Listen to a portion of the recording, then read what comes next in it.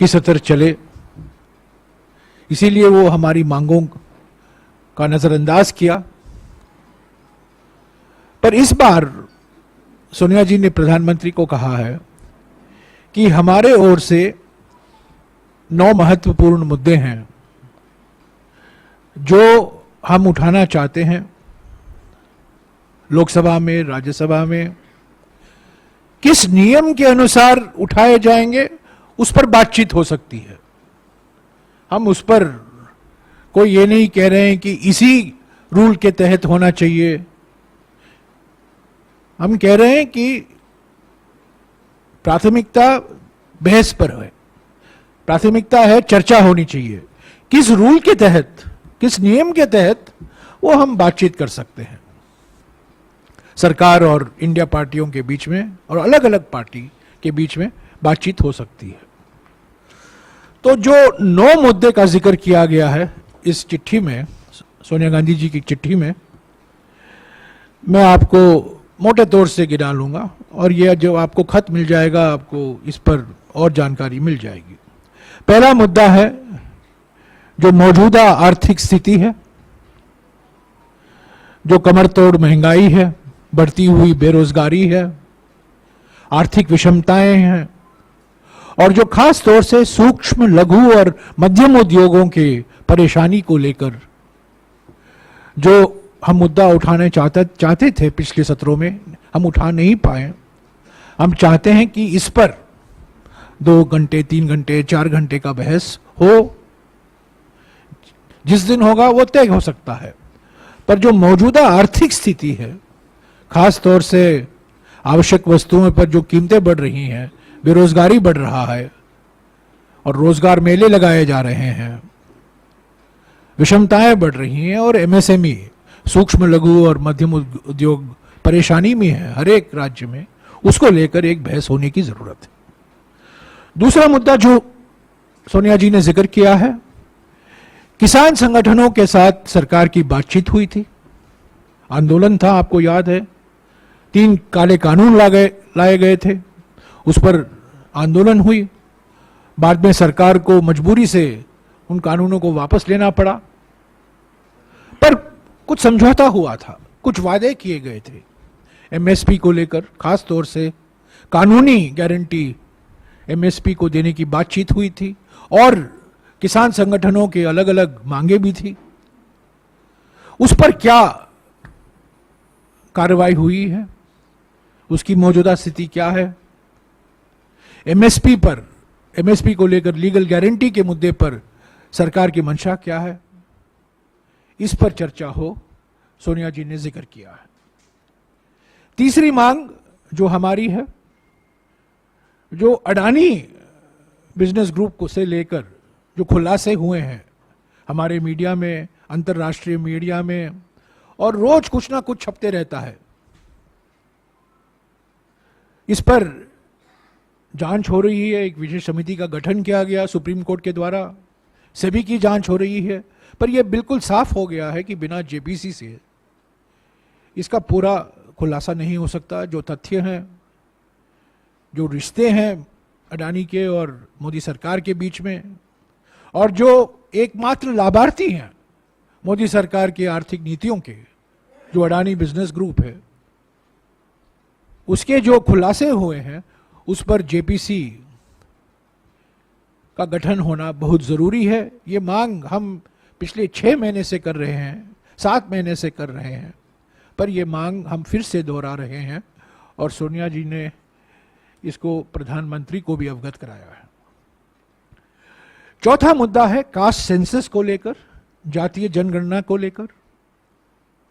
जैसा कि आप जानते हैं, जब मैं ग्रामीण विकास मंत्री था 2011 में, हमने प्रयास किया कि जातीय जनगणना हो, सोशियो इकोनॉमिक कास्ट सेंसस, हमने पूरा भी किया, पर उसमें और काम करने की ज़रूरत थी।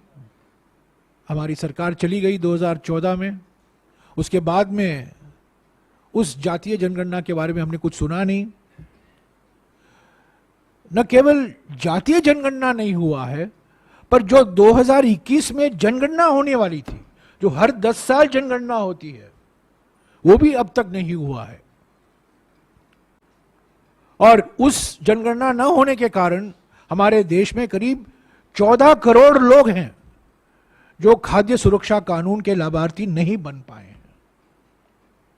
तो जनगणना होना जरूरी है और खास तौर विशेष तौर से जातीय जनगणना होना जरूरी है, क्योंकि जो सरकारी कार्यक्रम है, हमारे सामाजिक न्याय के कार्यक्रम है, सामाजिक सशक्तिकरण के कार्यक्रम है, नीतियां हैं, उसको और मजबूती देने के लिए ये जातीय जनगणना होना जरूरी है, अनिवार्य है। पांचवा मुद्दा है संघीय ढांचा पर जो आक्रमण हो रहा है। अलग अलग राज्यों में आप देख रहे हैं, तमिलनाडु में देखा है आपने, केरला में देखा है, कर्नाटक में हमारा अन्न भाग्य गारंटी को रोका गया था। अलग अलग राज्यों में राज्यपाल की भूमिका रोज हम उसके बारे में पढ़ने को मिलता है।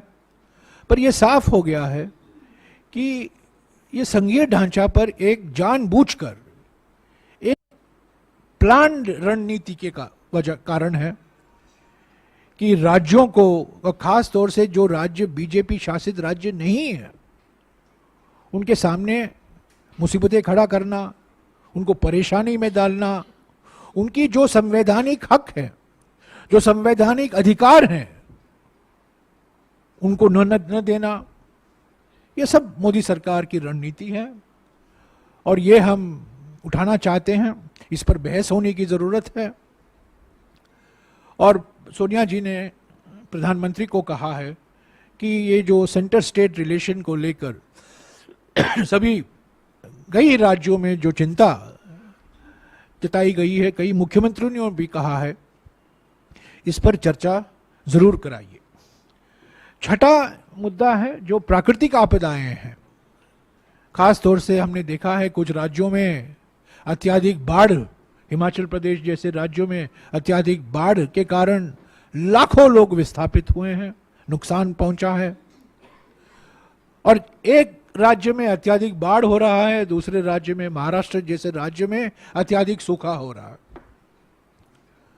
तो ये अत्याधिक बाढ़ और अत्याधिक सूखा ये प्राकृतिक आपदाएं हैं, पर अब तक इसको प्राकृतिक आपदा घोषित नहीं किया गया है। ये चिंता का कारण है, चिंता का विषय है। और प्राकृतिक आपदा में जिला सरकार, पंचायत, नगरपालिका, राज्य सरकारों की भूमिका तो है, पर सबसे अहम भूमिका केंद्र सरकार की होती है। राहत केंद्र सरकार से आता है, कैलेमिटी रिलीफ केंद्र सरकार के माध्यम दिया जाता है। तो ये कई राज्यों ने ये बात उठाई है और न केवल बीजेपी जो विपक्ष के राज्य हैं, पर सभी राज्यों में जो प्राकृतिक आपदाएं से पीड़ित हैं, या तो अत्याधिक बाढ़ या अत्याधिक सूखा, तो इस पर हम समझते हैं कि वक्त आ गया है इसको संसद में चर्चा हो, और सोनिया जी ने इसका भी जिक्र किया है। सातवां मुद्दा चीन से लेकर है। आप जानते हैं 19 जून 2020 को प्रधानमंत्री ने स्वयं चीन को एक क्लीन चिट दे दिया था, पर उसके बावजूद आज हमारे जमीन पर चीन बैठा हुआ है। लद्दाख और अरुणाचल प्रदेश में हमारी सीमाओं पर गंभीर समस्याएं पैदा हुई हैं, चुनौती है हमारे लिए, विदेश नीति के लिए। पर इस पर 3 साल से बहस नहीं हो पाई है, एक शब्द नहीं बोला गया है। हालांकि जो शब्द बोले गए हैं 19 जून 2020 को, वो एक क्लीन चिट दिया गया है प्रधानमंत्री से, और इसकी कीमत हमें भारी तरीके से चुकानी पड़ी है। पर इस पर बहस होना चाहिए। और अगले रणनीति क्या, एक सामूहिक संकल्प हम दिखाएं इसको लेकर, सिर्फ आलोचना के लिए नहीं, पर हम चाहते हैं एक सामूहिक संकल्प संसद की ओर से दुनिया के सामने रखा जाए कि यह हमारे लिए सबसे बड़ी चुनौती है और इसका मुकाबला हम एकजुट होकर करेंगे। 8वां मुद्दा जो सांप्रदायिक तनाव पैदा किए जा रहे हैं, मिसाल के तौर से हरियाणा जैसे राज्यों में ये चुनावी रणनीति तो है ही, पर सांप्रदायिक तनाव कई राज्यों में प्रयास की जा रही है। कभी कभी जो संस्थाएं हैं, बोला जाता है ये फ्रिंज एलिमेंट है, पर कभी कभी नॉन फ्रिंज एलिमेंट भी इसमें शामिल है। तो सोनिया जी ने कहा है कि जो कम्युनल टेंशन है, सांप्रदायिक तनाव है, अलग अलग राज्यों में एक भय का वातावरण बनाया गया है, एक माहौल बन गया है भय का। लोग चिंतित हैं, सब लोग चिंतित हैं, लोगों को निशाना बनाया गया है। इस पर चर्चा हो। और आखिरी मुद्दा जो उन्होंने जिक्र किया है मणिपुर को लेकर, 4 महीने हो गए हैं, सुप्रीम कोर्ट ने कहा है संवैधानिक संस्थाएं सब खत्म हो चुकी हैं, आज भी लोग पीड़ित हैं, लाखों लोग विस्थापित हैं। और आज ही हमें पढ़ने को मिला है कि अगले 5 दिन के लिए, जब हम G20 मना रहे हैं दिल्ली में, 5 दिन के लिए इम्फाल घाटी में कर्फ्यू लगाया गया है। तो अगर स्थिति नॉर्मल है तो 5 दिन के लिए पूरा कर्फ्यू क्यों लगाया गया है? तो ये 9 मुद्दे हैं सोनिया जी के खत में, और उन्होंने कहा है कि एक रचनात्मक सहयोग के भावना से, इन्होंने ये शब्द इस्तेमाल भी किया है, इस रचनात्मक सहयोग के भावना से आप ये तय कीजिए, समय दीजिए और बताइए कि इन मुद्दों पर एक मौका मिलेगा सभी पार्टियों को अपने बात रखने का। न सिर्फ हमारी पार्टी, सभी पार्टी, बीजेपी की पार्टी भी चाहेगी कि इन मुद्दों पर वो भाग लें, पर इस पर चर्चा होना जरूरी है। इसके अलावा कुछ राज्यों में भी ऐसे हैं, महत्वपूर्ण मुद्दे हैं। तमिलनाडु में लेकर नीट का मुद्दा है, महाराष्ट्र को लेकर मराठा आरक्षण का मुद्दा है। ये भी वहां के पार्टी जो सांसद हैं वो इस सत्र में उठाना चाहेंगे और वो मौका उनको भी मिलना चाहिए। तो आपको खत मिल जाएगा। हम उम्मीद करते हैं कि हालांकि अगले 4-5 दिन सरकार व्यस्त रहेगी, पर 18 तारीख तक हमें समय है। सिर्फ सरकारी एजेंडा के आधार पर यह विशेष सत्र नहीं होना चाहिए। सिर्फ government business, government business, government business, government business, government business 5 बार लिखा है बुलेटिन में। ये हमारे लिए, हम इसको स्वीकार नहीं करते, ये नामुमकिन है, ये परंपरा के खिलाफ है। जो आपका एजेंडा है, बैठक बुलाइए, हमसे बातचीत कीजिए। आप विधेयक पास कराना चाहते हैं, पारित कराना चाहते हैं, हमें बताइए, पहले से बातचीत कीजिए। पर सबसे महत्वपूर्ण बात, रोज जो 6 घंटे या 5 घंटे हम मिलेंगे, उसमें से 1.5 या 2 घंटे या 2.5 घंटे इन मुद्दों पर चर्चा हो, किसी भी नियम के आधार पर चर्चा हो। हम चाहते हैं कि ये 5 दिन का सत्र चले, हम इसमें भाग लेंगे, हमारी मांग समक्ष रखेंगे, चेयरमैन साहब के समक्ष और स्पीकर साहब के समक्ष। और हम जानते हैं कि निर्णय तो सरकार ही लेगी कि क्या ये मुद्दे लिया जा सकता है नहीं या नहीं। पर हम चाहते हैं कि इन 9 मुद्दों पर जरूर चर्चा हो और भरपूर हम इस पर भाग लेंगे। ऐसा नहीं कि हम सिर्फ हमारी बात रखकर हम निकल जाएंगे, ऐसा नहीं है। बात सुनेंगे, हम बात भी बोलेंगे। अंत में मैं यही कहूंगा कि ये एक तंत्र का जो तोप चलाया जा रहा है, बिना कोई जानकारी के, बिना कोई मशवरे के, बिना कोई वार्तालाप के, बिना कोई बातचीत के सदन को बुलाना, सदन का जो एजेंडा है, जो कार्यसूची है, उसको एक राज रखना, ये एक तंत्र का तोप है।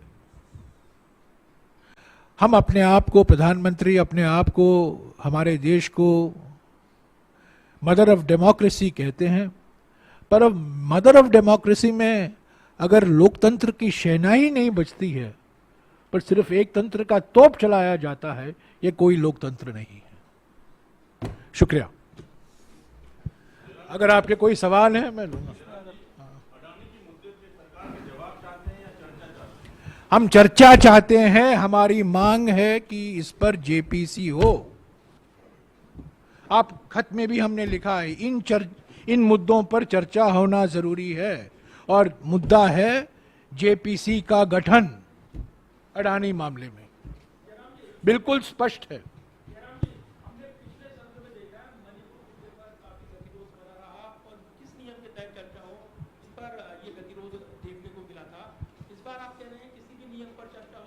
तैयार है। 267, 167, 176, 194, 186 ये भूल जाइए।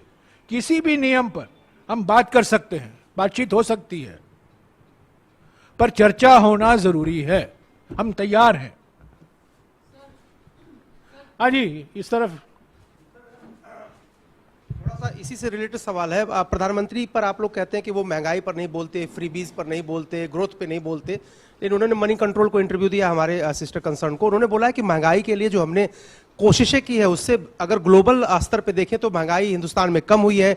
देश में एक स्थायी सरकार रही है 9 साल, लोगों ने भरोसा जताया, इसलिए ग्रोथ बहुत अच्छी हुई है। तो भारत ग्लोबल लीडर बना है G20 का।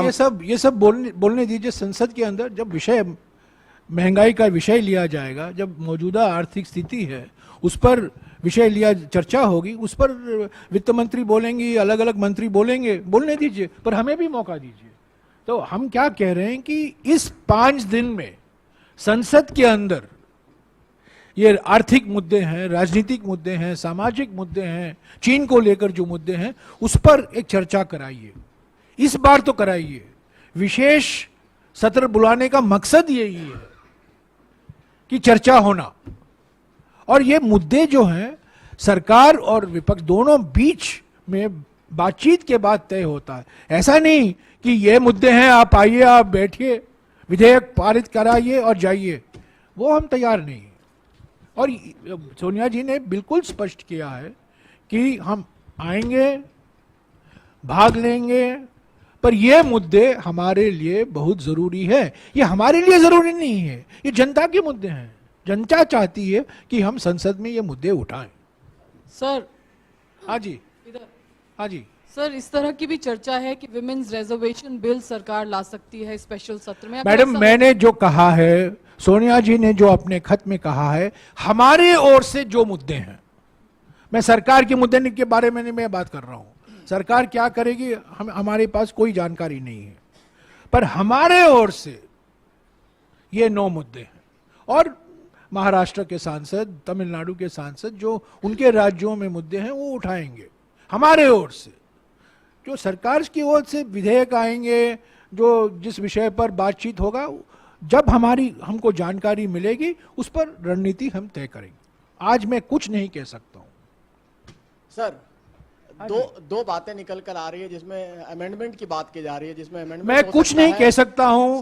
मैं वो ही कह सकता हूं जो हमने तय किया है, जो सरकार ने तय किया है। मुझे कोई जानकारी नहीं है सरकार क्या करेगी, क्या नाम बदलेगी, क्या विधेयक लाएगी, मैं कुछ नहीं कह सकता हूं उसके ऊपर। और मैं समझता हूं मुझे कहना भी नहीं चाहिए, क्योंकि हमें सरकार की क्या मंशा है, कार्यसूची क्या होगी, जब वो जानकारी हमें मिलेगी तब मैं फिर से आपसे बातचीत करूंगा। आपने ट्वीट किया था, इसलिए पूछ रहा हूं सर, कल भारत को लेकर, इंडिया वर्सेस भारत को जो मामला है उसको लेकर मैं उसके बारे में कुछ नहीं कहूंगा। मैं सिर्फ यही कहूंगा कि सोनिया गांधी जी ने प्रधानमंत्री को खत लिखा है, 9 मुद्दे उन्होंने प्रधानमंत्री के समक्ष रखा है, और हम उम्मीद करते हैं रचनात्मक सहयोग की भावना से कि इस पर चर्चा होगी। सर, संसद सत्र के दौरान सरकार का क्या एजेंडा होगा, इस पर सस्पेंस है। लेकिन जो बात खुलकर के अब दिख रही है वो ये कि सरकार भारत नाम को ज्यादा तरजीह दे रही है। राष्ट्रपति of Bharat, prime minister of Bharat, हमारे संविधान में ही कहा गया है, India that is Bharat shall be a union of states. बस ये जो नया पहला आर्टिकल देखिए सर, एक बार सवाल सुन लीजिए। संविधान, जो नया ट्रेंड ये दिख रहा है, जो परिवर्तन दिख रहा है, इस पर कांग्रेस की क्या राय है? नहीं, India that is Bharat shall be a union of states, ये हमारे संविधान में लिखा गया है, इस पर कोई बहस नहीं है। Sir, the Prime Minister has given an interview to CNN Network, and he has basically said in 2014, nobody knew me, but even then I came with a heavy mandate. Now I am seen everywhere in Chandrayaan. I am seen in my recent visit to the US. Prime Minister has panicked. He is in a panic mode. Prime Minister is not only fatigued, but he is also in panic mode. And all his actions, his revival of a dead NDA when our Bengaluru meeting was going on, his response to the formation of the India group, then his unilateral decision to call this 5-day session. These are all symbols of a panic-stricken administration. So not only is he fatigued, it is a case after 9 years, maximum fatigue, maximum panic. That is what the Prime Minister's approach is. Sir Jairam साहब, सवाल अंग्रेजी में था, इसीलिए मैंने जवाब अंग्रेजी में दिया।